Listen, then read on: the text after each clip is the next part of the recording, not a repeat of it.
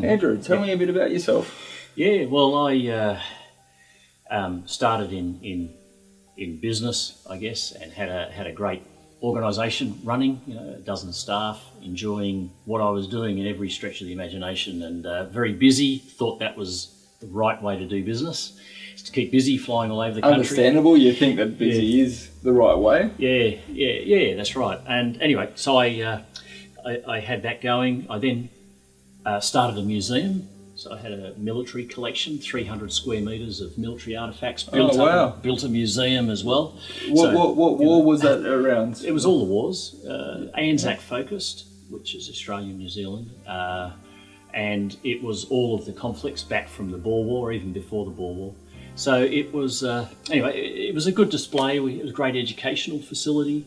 So I owned the building. We built the museum in that. Plus I ran the company that I had running around the country. So all of that was humming away what I would have thought the right way to do business. Well, yeah, that's we're all brought up to think the busier you are, the more successful you are in many ways. That's right. Yeah, the busier you are, that's right, the more you're doing to grow your business and finances and the whole bit. But then I was feeling very uncomfortable. I actually was getting exhausted just walking up one flight of steps. Really, and honestly, even coming up the front steps, which you did a few minutes ago here, I was exhausted from that. Oh, wow. Really, really shattered. So I thought, that's not right. Then I was getting a lot of cramps as well in my stomach. So I went to the doctor and they said, oh, well, look, you're pretty young, but you're very busy. Have a few weeks holiday. So I took a few weeks off and travelled. Not that I've done enough of that. Anyway, did some travelling and relaxed. Yep. But at the end of the day, it was worse. And then I started getting, we won't get too graphic on here, but massive bleeding. Oh, wow, okay. A lot of bleeding, a lot of blood. And then I went to the doctor and that was a bit of a crisis. Yeah, ooh, status. yeah. So they tested me for a few things, and anyway, one of them came back for sure that they had found that I had what they called at that point stage 3 bowel cancer. Oh, wow, okay. Yeah. So what normally happens after a diagnosis of cancer is interesting, because your world, number one, as soon as they say you have cancer, stage 3, your world is turned upside down as it is. It's like nothing else matters. Suddenly there's this numb feeling. Nothing else matters. Yeah, I can imagine. Wow. Yeah, so it was an interesting. It was something that once is enough. But anyway, I was diagnosed with stage 3. So they said, well, we need to rush you in for surgery. And due to the nature of it, I had to get what they call a full open ultra low anterior resection, which in layman's terms, they took out my entire rectum. Oh, so wow. I don't have a rectum. They took out my sigmoid colon, so I shortened intestine I have as well, as no rectum. They put a bag, what's called a ileostomy or colostomy bag. Yes, I had that for 7 months. And that was while all of the other work they had done was healing, but I had some infections, and it was a bit of a very painful, long journey, I guess you'd say. Yeah, and mentally, how was it when you first got told that you've got cancer? Did that just knock you off your feet and just stop everything in its tracks, or how did you approach it when you were first told? Yeah, good question. I first, it was really a numbing experience. You really think, this is it. I mean, I thought, that's it, it's all over, I'm going, very soon. I think the way that the doctors, I guess in some respect have to, but they tell you very directly, quite often, not the worst case scenario, but it's certainly not the best case scenario. And it was a bit grim in the sense that, that is a major surgery at 55 then. Yeah, I can imagine at any time that's a major surgery. Yeah, 32 centimetre cut I think it ended up being, straight down. And oh, wow. So down the front? Right down the front, and taking out, like I said, the rectum and colon. So that was enough in itself. Then they tested for what's called the nodes, lymph nodes. Yeah. So they took out 18 or 20. Don't quote me, could be 18, could have been 19. But anyway, they took out a lot of lymph nodes, and yes, there was cancerous activity in. So that means that it's spreading. So it starts in the bowel area. Yes. And then the next step is to spread into the lymph nodes. Probably lymph nodes, and then distant organs. And then from there it continues. Okay. Yeah. So Yes.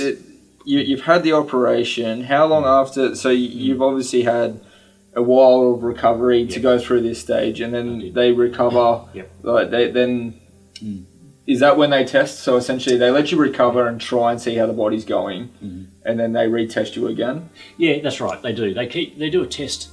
I think it's every 3 months actually.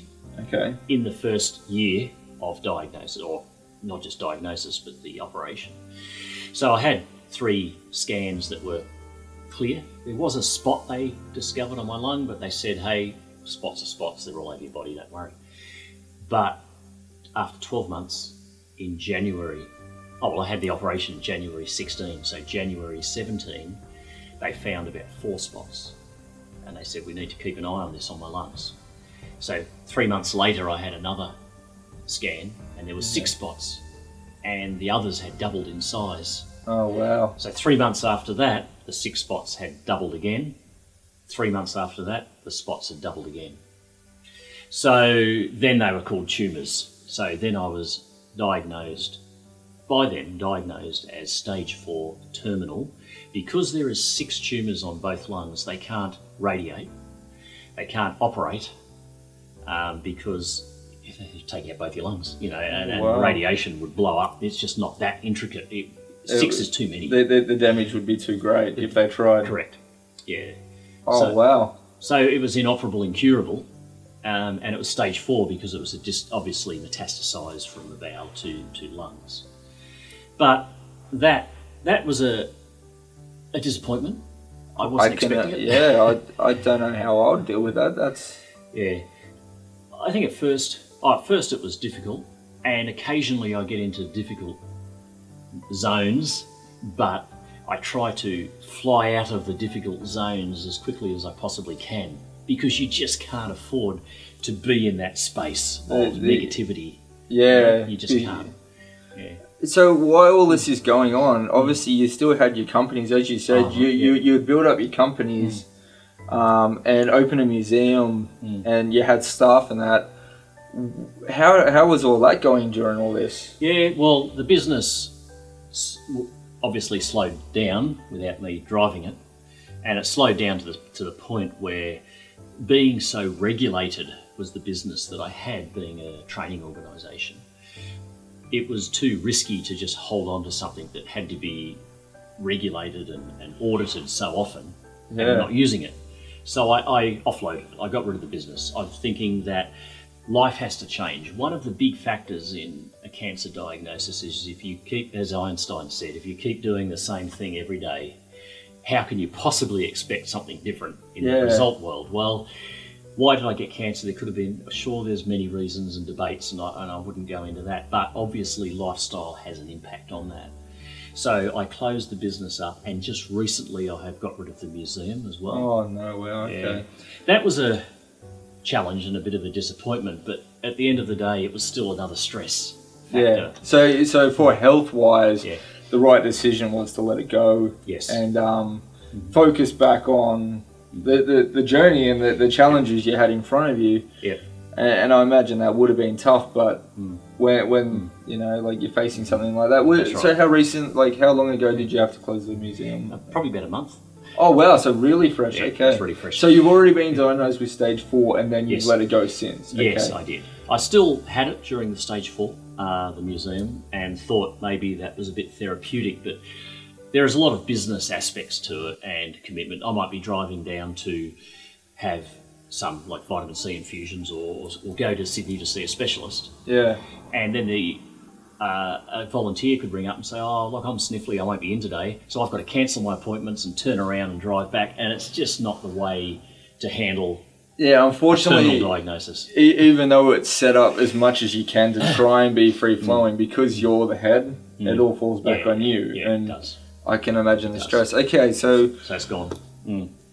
when you were told, It's stage 4, and then they say the words terminal. Yes. Well, how? Like I've never been told something like that. So tell me how like that. Yeah. Yeah. With that, again, it's the initial impact, and what I've learned with diagnosis and doctors and specialists. I see a professor of oncology. When they start talking to you, is they're telling you the facts. You have to take them on board, but don't let them get inside of you. Okay. Hard at first. In fact, I didn't do that at first. I mean, it was a pretty emotional time. Yeah. And the other reason too of closing the businesses down, just while we're on that, is yes, it's change of lifestyle. There had to be a drastic change of lifestyle if I want to get through this, which I plan to, so I have to take action. So I've done that. The other one too is to spend more time with the family. Yeah.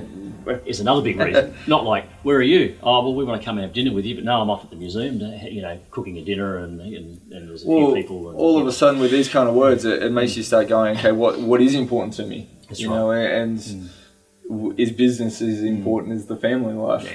Yeah, and you soon learn that when that's gone, you have to eliminate stress. Stress is a big factor, in any diagnosis of any chronic illness, and certainly in the cancer diagnosis, stress usually has a large factor in it. Yeah. So getting rid of those businesses doesn't mean that my life is finished, because opportunities are cropping up all the time, and when I'm right and the time is right, the right thing will happen. But at the moment, it has to be on health, because stage 4, this is a fairly substantial diagnosis in a sense. It's going to take focus, They try to tell you it's terminal, but then you're going to take it on front on and say, well, if I'm going to beat this, yes, it takes like any business in a sense. Like you being a businessman, you treat it like a business. It's like, okay, now what are the steps? And as you said, what's important, you eliminate and you focus. Yes. And did you find that because you're also a chef and things like that, so you've had quite a portfolio leading up to this. Did you find that all those things helped you focus on this, or? Yeah, very interesting. Never been asked that. What I find is that you think that sets you up, knowing goals, plans, strategizing, prioritizing, and all of that. To be honest, everything goes out the window. Everything. Okay. You're faced with that diagnosis. The family just going, what? We don't want this to happen. And you try not to focus on the end of life that much, but then again, in the same token, you have to make sure things are in place, like get your affairs in order, they say. So you literally had to think that way. I did. And in some ways, I do things with that a little bit in mind. But then again, I have the mindset now that I've eliminated as much stress. I've had a lifestyle change. I also have faith, because there's got to be a mental, you've got to have the mental, positive attitude is the right way to go, but you've got to believe. And I believe that I'm going to get through this. So you have to have, lifestyle change, a belief, or spiritual factor, they call it, change, which means that you have to believe that you're going to get through it. And then there is the practical side of nutrition. Your body is designed to heal itself. There is no doubt that I've read books on what they call radical remission, where people have been 2 weeks from death, changed all of the things that I've said, and they've got better. Oh, wow, okay. Yeah, I've read, now out of the 15 stories I've read, how many people die of cancer, I don't want to go into the statistics of that, except to focus in on the 15 that made it.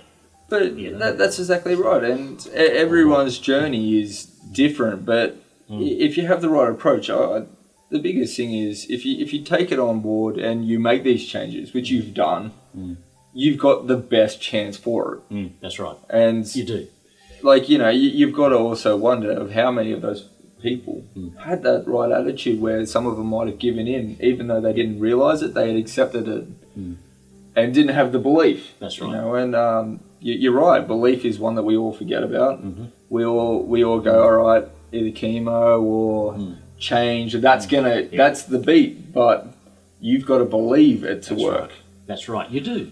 You have to very much believe it. If you're going to do chemotherapy, and I have nothing against the majority of people who do it, is that you've got to go in there and say, this is going to help me.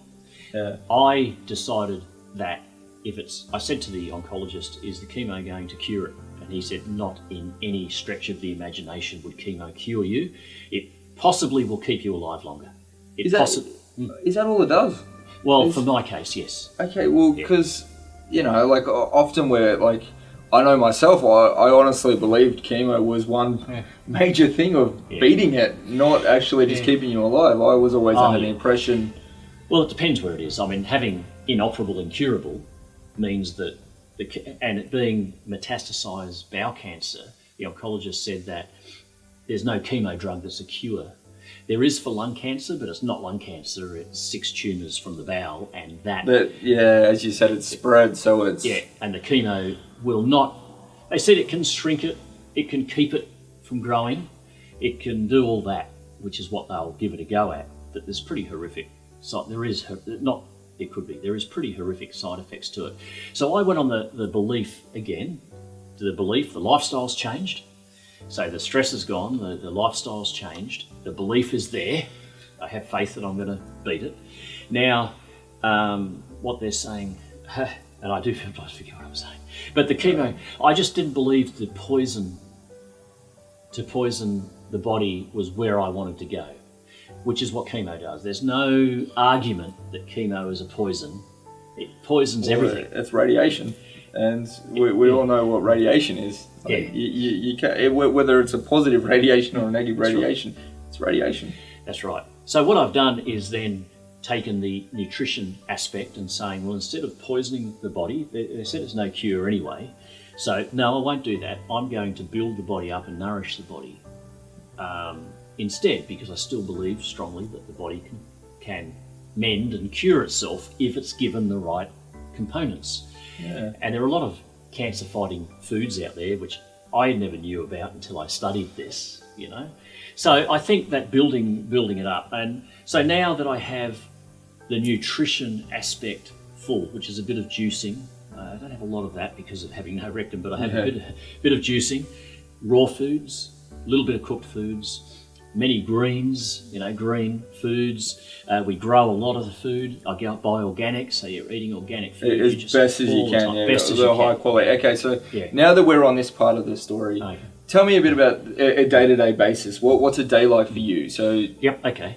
Yeah, that's good. So obviously, in the morning, I usually get up and I have aloe vera, the aloe vera leaves. Yeah, that we all used to use on our sunburns. Yeah, that's exactly the one. We cut the flesh of that, put it into a jar and fill it with water, and you tip that off and drink it every day. So you're having fresh aloe vera juice. I don't know, is that what you call it? Something like that. Maybe someone out there knows it, but we'll go with okay. I can't even say the word right now. So. So I have that. So I have a big glass of that in the morning while I'm preparing breakfast, which is... I have breakfast not on a plate, I have a platter. I actually have that dish I showed you earlier was on We'll put up a picture now for you. Of a platter. And there I have all of the salad greens, fresh herbs, as many herbs as I can get, sage, oregano, we have a lot, herb robert. They're all known as anti-cancer fighting herbs. So a big plate of that, a couple of poached eggs, mushrooms are great. There's many varieties of mushrooms sautéed, as you can. Sautéed is good because it brings out the selenium and some of the micronutrients.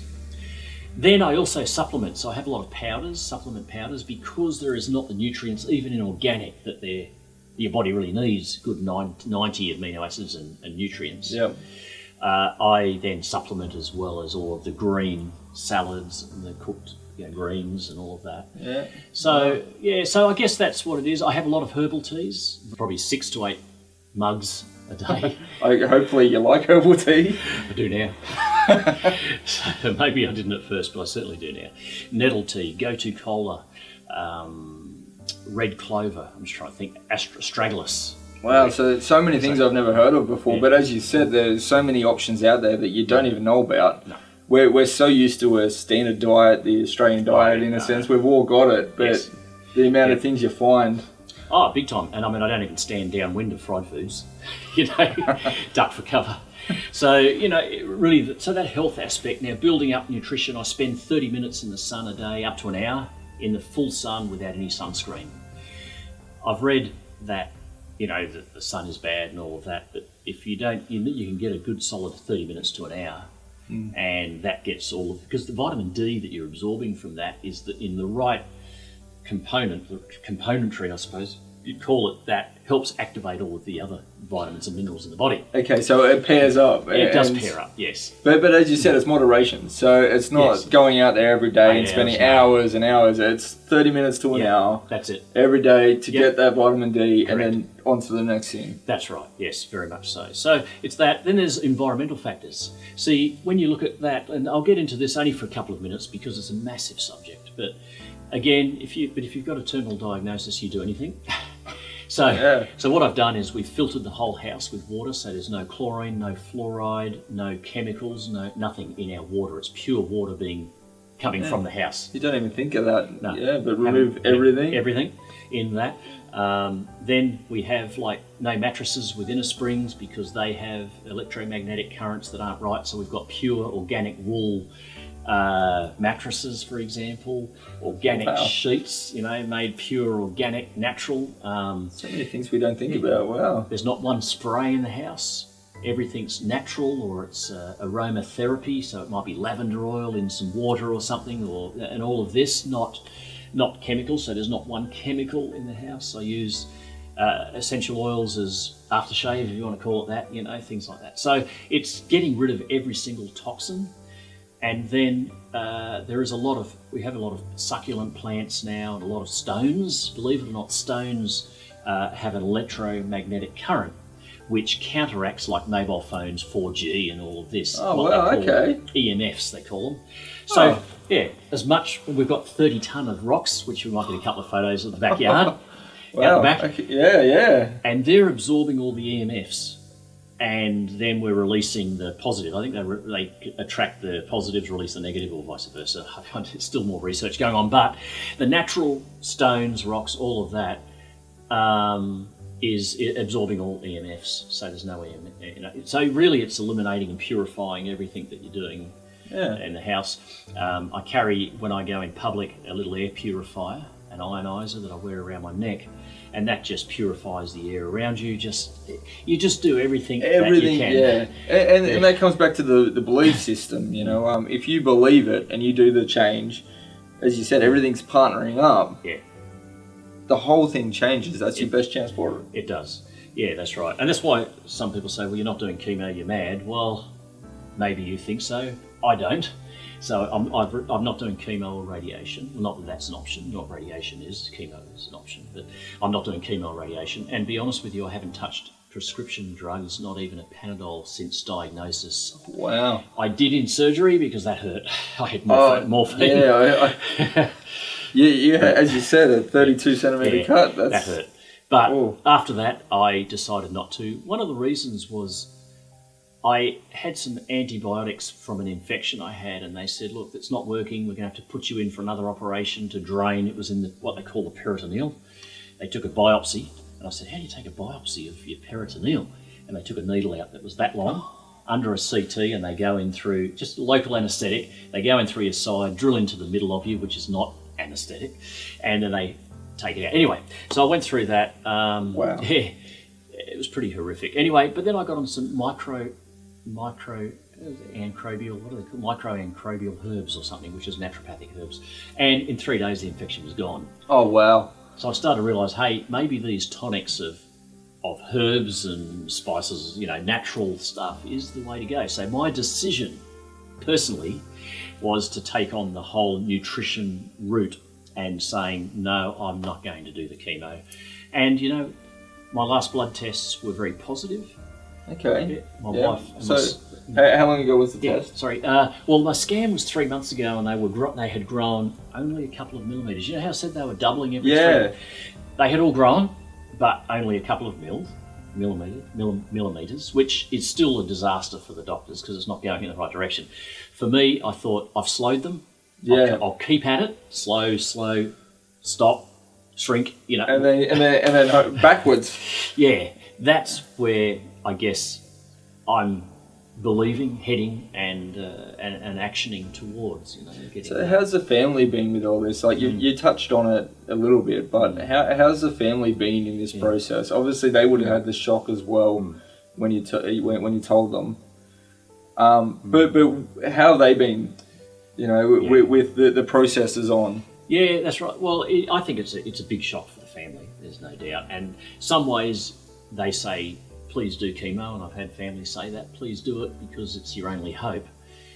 And that's only because I guess it's hit and miss whether it works anyway. And I guess that's the only option, and they want you to do something. Well, knowing that mentally you're sorting yourself out, you know, as in that, and the belief system, and then also, like I said, nourishing your body, and also everything you're doing is a holistic approach to eliminating stress and reinventing your life.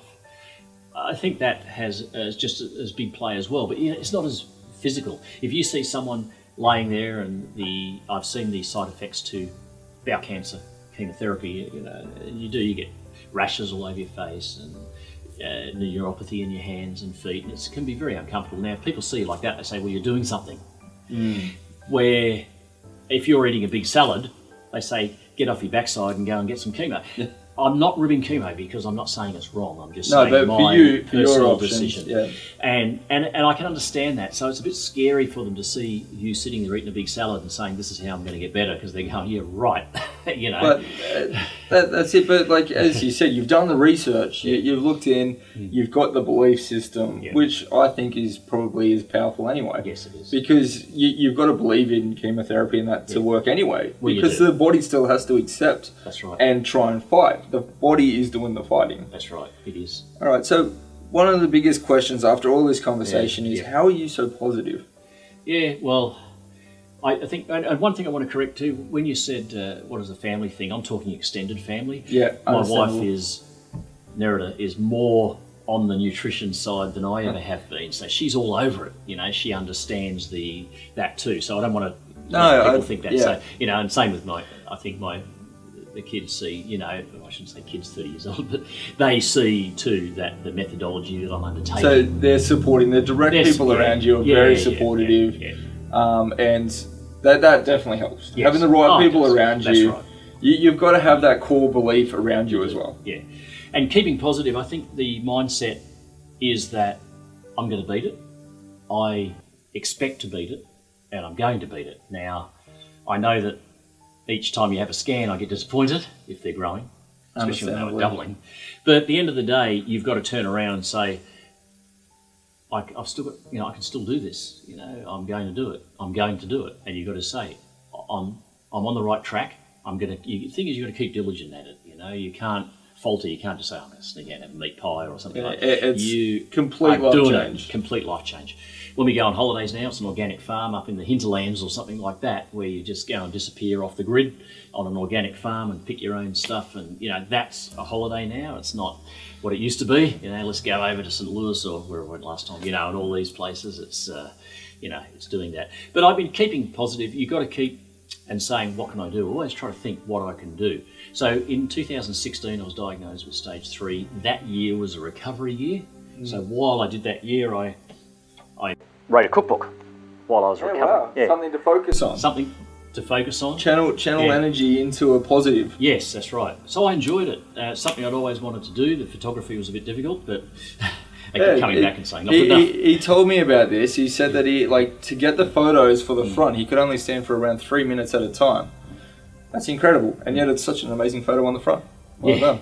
Yeah, so that's, I had a colostomy bag, and I could only just stand up for a few minutes because I had that infection as well. Yeah, wow. So, but anyway, I got that together, and believe it or not, it was only about 3 days after it came out, it went to international bestseller. Congratulations, well done. So that was in 16, so that was good. So then we're diagnosed with 2017. Yep, stage 4. So I was diagnosed, that's right, with stage 4. So what people say, I sometimes blog, I use, Facebook as a bit of a blog. So I might put a few quotes or sayings or something. Why?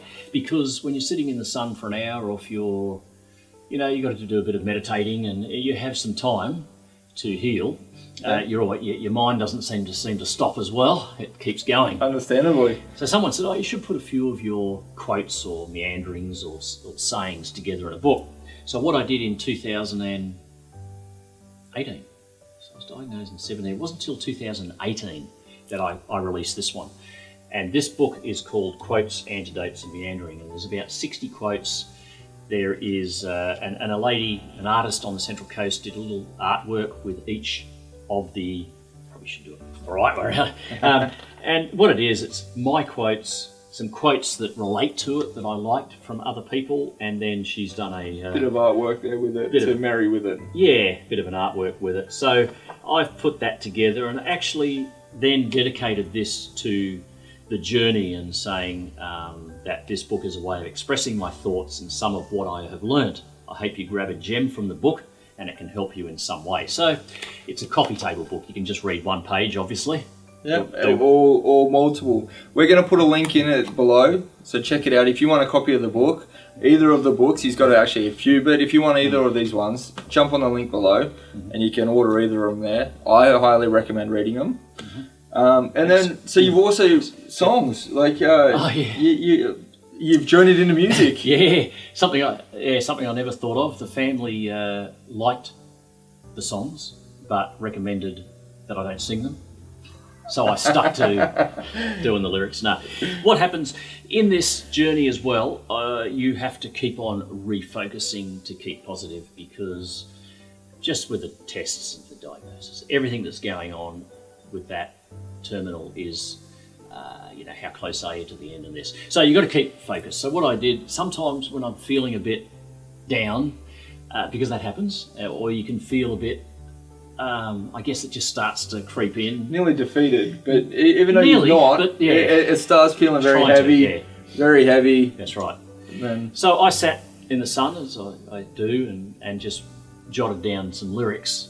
And then I thought, hey, that's not a bad flow, and then just adjusted them, sent them to a good friend of mine who is a songwriter and singer, and she adjusted them further and to make them flow even better, and then put music and sang it for me. So I did one called Win This War, which is about the cancer journey. I was in a state of melancholy when I wrote it, but it lifts you out of it. And the song, I think, doesn't show that too much. It's about the journey, so it's fairly in your face, so to call it that. The second one, again, I was just feeling inspired again. I was feeling a pretty down day. Sat outside meditating, and then it was just a beautiful breeze, and I thought, mate, tell the wind. So I wrote the lyrics to a song called Tell the Wind, which Kerry has put into the Tamworth Songwriters Association. So it's wow. So we'll put links in that one too for you to check out. Yeah, so she's done an amazing job, and she's sang and made it work. So it's a combination effort, I suppose you'd call it, for sure. But still, journeying into music, well done. An artist can only turn a song into a song if they've got good material to work with. So credit to you, and credit to both parties. And the songs are amazing. Please check them out. All right, so the last thing I want to ask you is, for anyone else out there going through similar struggles, things like that, what would be your advice? Because your approach is a lot different to the normal. It is. And it's refreshing, and I very much, I love it. I think it's incredible, and your energy is amazing. So for other people out there going through a similar thing, please tell them what, a bit of advice or a message. I would say when you're first diagnosed with it, there is fear. You really need to step back, and I wish I had have done this, is to step back and just assess all the information you're given. They make it urgent. Like he said to me, we've got a space next week, let's rip you in for a surgery for that. We've got a few more scans to do before then. So the whole week was a whirlwind of scans, needles and things, and then bang, straight into surgery. Well, when I discovered that it's probably been growing for 10 years, is 4 days or 5 days, was it going to make a difference? No, I could have waited 3 months and it would have barely been any difference, probably. Yeah. So really I could have stepped back and said, no, I'm not going to rush in next week. Just let me take a grip on where I'm at. Easy to say, yeah, but I've done it. I've been there, so I can sort of say that now, because that's what I did with the stage 4. Stage 4 terminal is a big one, and I now am not focusing on that.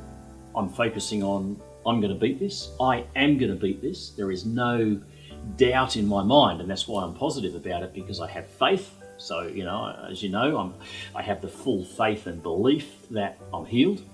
I also have the mindset that I'm doing everything. I'm nutritioning the body, and the body can fight these things. It's not a dumb thing. The body is a very intricate and smart item.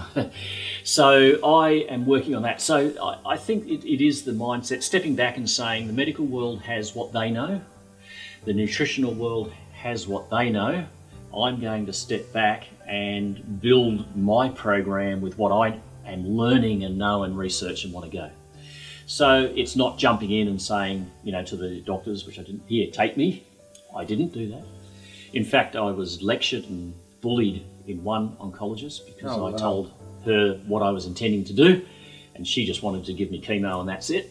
Which, well, in fact, I've had 2 oncologists that I've had to walk out of, basically almost marched out of, because they just were yelling and carrying on. Really, I have to be blunt about that, because I wasn't going to do their exact regime.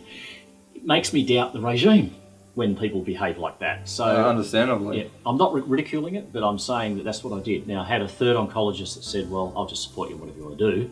It's your life. So I said, good, that's what I need. Yeah. So, you know, yes, I'm doing it a bit differently, but then in some ways I'm not, because cancer, 100 years ago, 1 in 80 people got cancer or something. Now it's 1 in 3. So in the last 100 years, something's not working. Now, what did they do 100 years ago? They used nutrition.